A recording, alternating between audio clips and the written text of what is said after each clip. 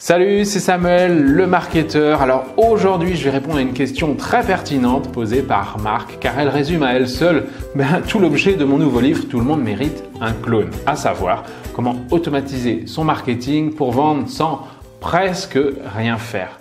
Bref, profiter de ta vie pendant que ton clone bosse à ta place et alimente ton compte en banque. Alors, voici cette question.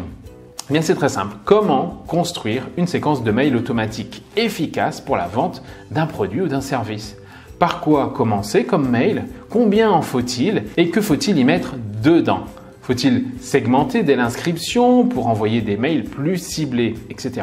Alors, je vais dire tout de suite, le nombre d'emails, on s'en fout un peu. Que tu en aies 5, 10 ou 20, ça ne va pas changer grand-chose. Ce qu'il faut, c'est que ta séquence te permette d'atteindre tous tes objectifs. Alors, c'est quoi ces objectifs? C'est par exemple apporter de la valeur. Ça peut être aussi prouver ton expertise et faire que tu sois la personne chez qui ils vont vouloir acheter absolument. Ça peut être éduquer tes visiteurs sur leurs besoins si nécessaire. Ça peut être faire que tes prospects veuillent ta solution plus que toutes les autres. L'objectif, ça peut être aussi de traiter toutes les objections principales qui constituent les freins à l'achat les plus répandus chez tes prospects. Tu peux aussi les rassurer.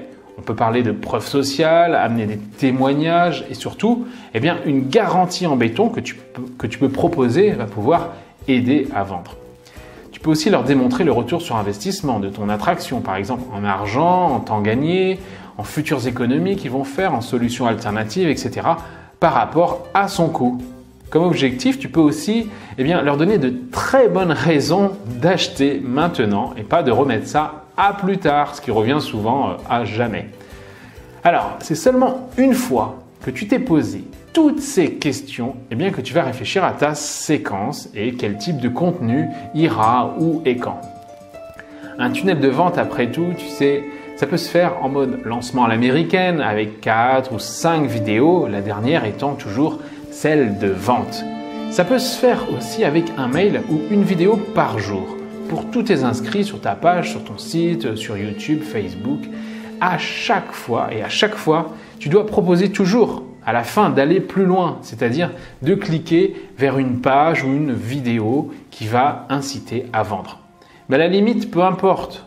Comme tout, en marketing, les résultats dépendront plus du fait de réunir tous les ingrédients cités plus haut, de ton message donc, que du système que tu vas utiliser. Presque tout le monde sous-estime et ne travaille pas suffisamment cette partie, alors que c'est exactement là que la plus grosse différence se fait. Par exemple, tu ne vas pas du tout utiliser le même message pour les gens qu'il est nécessaire d'éduquer et ceux qui ont besoin d'une solution immédiate. Je vais te raconter par exemple l'histoire de WeFace, une de mes entreprises à ses débuts. C'est une des premières erreurs de communication que j'ai faites. Au départ, je cherchais à vendre absolument la solution que j'avais créée, une application d'analyse du visage, alors qu'en fait, il fallait éduquer les gens. Pourquoi? Parce que c'était nouveau, je n'avais pas de concurrents sur le marché et quand j'ai lancé cette application, je me suis vite fait rendu compte que les personnes ne comprenaient même pas l'intérêt de la psychologie, de la morphopsychologie et comment on pouvait lire la personnalité à partir d'un visage, comment on pouvait dresser un profil de personnalité à partir de la morphologie. Donc il a fallu obtenir une crédibilité scientifique, il a fallu prouver que ça fonctionnait, il a fallu apporter des témoignages, faire des tests en laboratoire, exposer un dossier de validation scientifique, etc. pour éduquer les clients. Et après, c'est rentré dans les mœurs petit à petit, même si cette technique existe depuis très très longtemps, on la retrouve depuis plus de 4000 ans auprès des Chinois, etc. Mais il a fallu à un moment donné, sur un marché particulier sur lequel je travaillais, qui était celui du conseil en images, éduquer les personnes en ce sens. Aux États-Unis, c'était un procédé qui était assez courant, alors qu'en France, les gens manquaient encore d'informations et les professionnels avaient du mal à adhérer à cette application, à cette innovation, tout simplement parce qu'il y avait une étape que j'avais oubliée qui était qu'il fallait éduquer les gens à ça et leur expliquer que ça marche et quel était ensuite l'intérêt dans leur entreprise avant de leur apporter la solution sur un plateau. Donc moi, mon erreur de communication, ça a été que j'ai souhaité leur vendre directement l'application parce que je savais qu'elle était bénéfique au sein de leur entreprise, qu'elle allait leur apporter énormément d'avantages. Mais ce que j'avais oublié, c'était que les gens n'étaient pas éduqués pour ça. Et avant même qu'ils comprennent que la solution était intéressante, ils avaient besoin de comprendre l'intérêt de la morphopsychologie. Donc ça a été ma première erreur avec une de mes entreprises que j'ai pu évidemment corriger par la suite.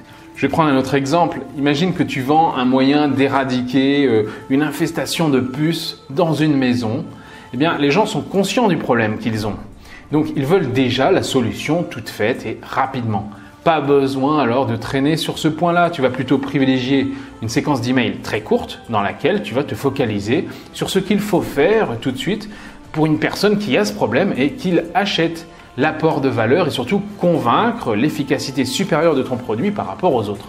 Dans ce type de cas, eh bien, des éléments comme la preuve sociale, le nombre de clients satisfaits, la garantie, etc. ont plus d'importance que tout le reste. Si par contre, tu vends une solution pour isoler une maison d'une manière plus efficace mais moins connue sur le marché, là, il va falloir passer beaucoup plus de temps à éduquer ton audience et à casser les objections courantes. Démontrer à tes prospects les économies qu'ils vont faire à moyen terme par rapport à une solution traditionnelle par exemple deviendra quelque chose d'essentiel pour toi dans ta stratégie. Ton message d'accroche pourrait d'ailleurs commencer comme ça. Découvrez la solution d'isolation qui vous permet d'économiser 2 000 € par an en électricité et en gaz pour les 40 prochaines années. Donc, casser tous les freins à l'achat dans tes différents contenus deviendra primordial aussi. Ce que je te recommande, dans tous les cas, c'est de faire découvrir quelque chose qui va bluffer tes visiteurs dans le premier contenu.